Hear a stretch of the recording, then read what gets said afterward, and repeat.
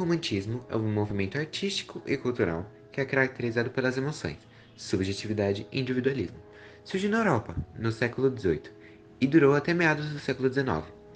Neste vídeo, apresentaremos uma obra da terceira geração do romantismo, As Pupilas do Sr. Heitor, escrito por Júlio Diniz em 1866.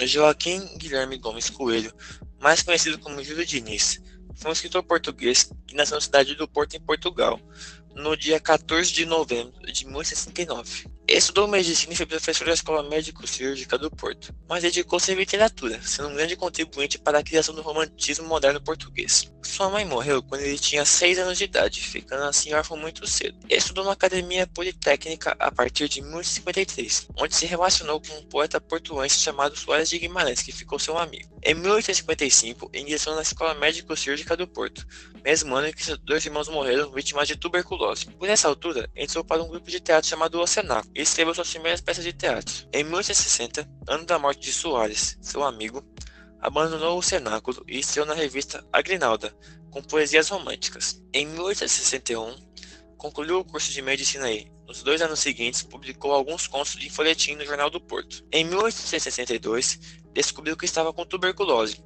doença que havia matado seus 2 irmãos, e passou uma temporada na casa de familiares, descobrindo os encantos da vida rural. Em 1865, ingressou na Escola Médico-Cirúrgica, onde se formou como demonstrador. O seu primeiro romance, As Pupilas do Sr. Heitor, foi publicado em 1866, em folhetins no Jornal do Porto, já totalmente escrito antes do início da publicação, e em volume em 1867. Morreu de tuberculose no dia 12 de setembro de 1871, quando tinha 31 anos. Júlio ficou famoso por produzir obras românticas e pré-realistas. Era da terceira geração do romantismo. Sua obra romântica mais famosa foi o livro As Pupilas do Sr. Heitor, um grande sucesso do século XIX, que mais tarde foi adaptado para o cinema e para a televisão. Entre outras obras escritas pelo escritor temos Uma Família Inglesa, de 1868, A Morgadinha dos Canaviais, 1868, e Os Fidalgos da Causa Mourisca, 1861. As Pupilas do Sr. Heitor, um romance de Júlio Diniz, publicado em 1866, traduz a vida rural portuguesa da época e conta a história da volta de um jovem à vila onde nasceu. Uma vez nela, ele se apaixona pela noiva do seu irmão Pedro, o que desencadeia uma série de acontecimentos. As aventuras amorosas do jovem, chamado Daniel, mexem com a vida de 2 órfãs, Clara e sua meia-irmã Margarida, entregues aos cuidados do reitor da aldeia. O protagonista do romance é o jovem Daniel, que tem um irmão mais velho chamado Pedro, forte trabalhador como o pai, que é um viúvo fazendeiro e lavrador. Diferentemente do irmão, Daniel não tinha aptidão aos trabalhos do pai, sendo franzino e fraquinho como a mãe, mas tinha grande capacidade nos estudos. Os irmãos perderam a mãe muito novos, ficando sob o cuidado do pai, o fazendeiro José das Dornas. Além deles, há também 2 meias-irmãs na história, Margarida e Clara, afilhadas do reitor Antônio, um velho padre do vilarejo. Margarida também perdeu a mãe muito nova, tornando-se, assim, sentimental e melancólica, ainda mais pelo fato que sua madrasta dava mais carinho e cuidado à sua meia-irmã propositalmente, que é a filha fruto de um segundo casamento do pai. Depois de ficarem órfãs, as 2 meias-irmãs tornaram-se muito apegadas e melhores amigas, ficando sob os cuidados e ensinamentos do padre, o reitor.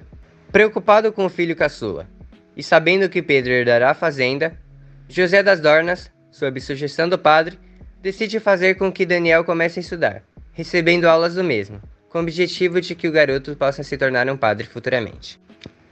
Porém, durante os estudos, o reitor descobre que Daniel estava se aproveitando dos estudos para encontros e namoros com Margarida.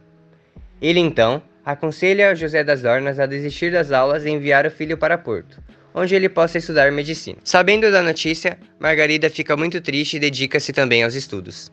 O tempo passa, e anos depois, já formado como médico, Daniel volta para a aldeia, com cerca de 21 anos, e Margarida, esperançosa, ainda está apaixonada por ele. O que ocorreu é que durante o tempo em que esteve na cidade grande, Daniel viveu muitas aventuras, já tendo se esquecido de Margarida. Além disso, pouco antes da volta de Daniel, Clara fica noiva do seu irmão Pedro, e é a partir desse momento que o enredo da história começa a ser desenvolvido. Pedro vai à casa das irmãs para apresentar sua noiva a Daniel, que não reconhece mais Margarida. No entanto, uma situação imprevista acontece. Daniel fica interessado em Clara. Com isso, temos o clímax da obra. As órfãs Clara e Margarida, que são as pupilas do Sr. Reitor, e são apaixonadas pelo mesmo homem, que é Daniel. Como se não bastasse, Clara está noiva de Pedro, seu irmão. E tudo isso ocorre em uma bucólica aldeia portuguesa no século XIX, onde todos já sabiam do ocorrido e criavam boatos da vida dos outros. Em meio à relação entre Clara e Daniel, digamos assim, ela pretende se encontrar com ele para conversar e acabar com essa situação. Sabendo de tudo isso, Pedro vai surpreendê-los. Numa noite, na casa de sua noiva Clara, com uma espingarda em mãos, quase mata o irmão, convicto da traição, ameaçando também matar sua própria noiva. Porém, para proteger os dois, Margarida, prontamente atenta, diz que Daniel estava com ela, sacrificando a sua própria reputação pelo futuro da irmã e se declarando como a verdadeira culpada. Em meio a tudo isso, o conhecimento de Pedro acerca do caráter de Margarida não deixou imaginar que pudesse ser ela quem realizava o encontro com o irmão. Mas apesar de todo o seu amor pela sua noiva Clara, ele ainda confiava muito na sua cunhada. A atitude de Margarida deixou todo o vilarejo agitado, em meio a boatos maldosos, colocando sua reputação em risco. Dessa maneira, ela é idealizada como uma heroína, que se sacrificou ao amor tanto por Daniel quanto pela sua irmã. Após todo o ocorrido, os esforços dos irmãos e do reitor direcionam-se para que Margarida pudesse aceitar o casamento com Daniel, que lembrou de toda a sua infância no vilarejo e apaixonou-se novamente por ela.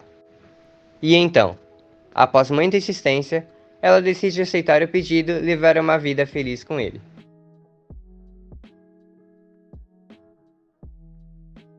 Dentre algumas características românticas presentes na obra, podem ser citadas a idealização da mulher, como no caso de Margarida, idealizada como heroína, a presença do cenário bucólico e a expressão de sofrimento amoroso. Além disso, há também o retrato da realidade social e do ambiente nacional, a vida rural portuguesa. Como Júlio também é considerado um pré-realista, a valorização de fatos também se faz presente nesta obra, junto a críticas sociais. Na segunda metade do século XIX, quando o livro foi escrito, Portugal despontava para a modernidade. A literatura vivia grandes anos com Camilo Castelo Branco, Eçá de Queiroz, Almeida Garrett e Alexandre Herculano, mas nenhum deles tinha até então conseguido retratar fielmente o país rural que existia. Ao contrário dos valores do romantismo, Júlio pendia para o realismo das novelas inglesas. O jovem médico queria um retrato mais fiel e verdadeiro nas suas narrativas, com personagens com dimensões dos pensamentos e uma linguagem simples que transmitisse a veracidade do mundo que começou a observar quando viveu no campo.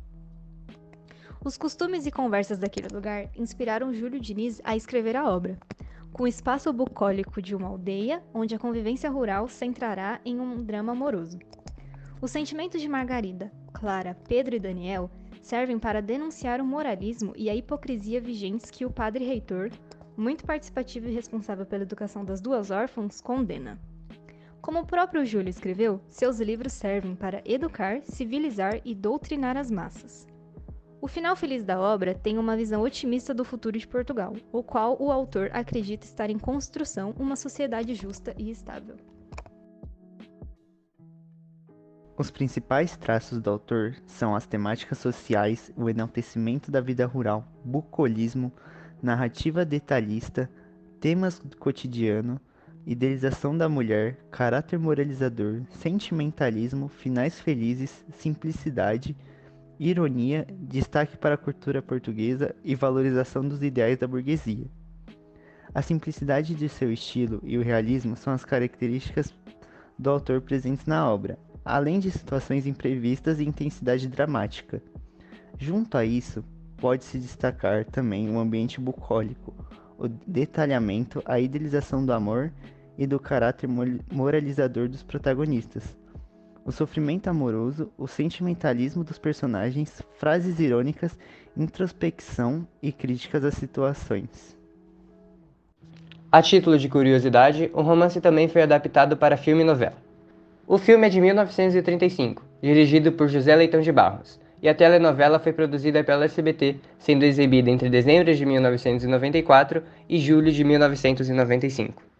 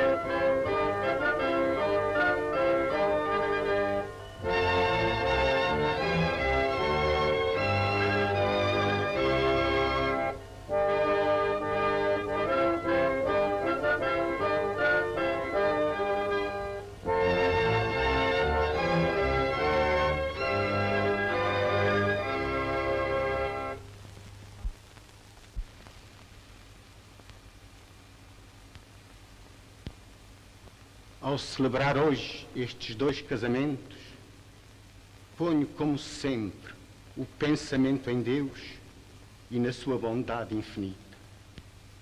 Peço para aqueles que vão unir para sempre, como manda a Santa Madre Igreja, as suas almas e os seus corpos, a piedade, o perdão que Deus concede àqueles que na vida praticam o bem e creem na sua bondade infinita. Aos quatro absolvo e lanço comovidamente a minha bênção.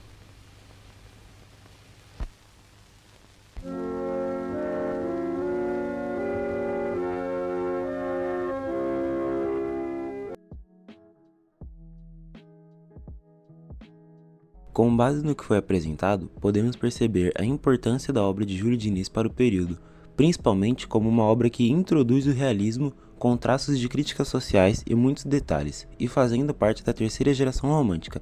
Além disso, a idealização de Margarida como uma heroína e todo o seu apreço por Daniel e pela irmã fizeram com que, possivelmente, ela fosse a protagonista do romance, contrariando as expectativas de que seria Daniel. Portanto, tudo isso, junto a outros pontos impactantes da obra, ajudam a definir as características da época, além da genialidade da forma como Júlio Diniz escrevia, buscando retratar a realidade de uma vida rural portuguesa no século XIX. Portanto, pode-se identificar a contribuição de Júlio Diniz ao período, deixando claro como que uma obra como esta pode cativar e interessar o leitor, apresentando muitos traços marcantes e muitas vezes quase imperceptíveis.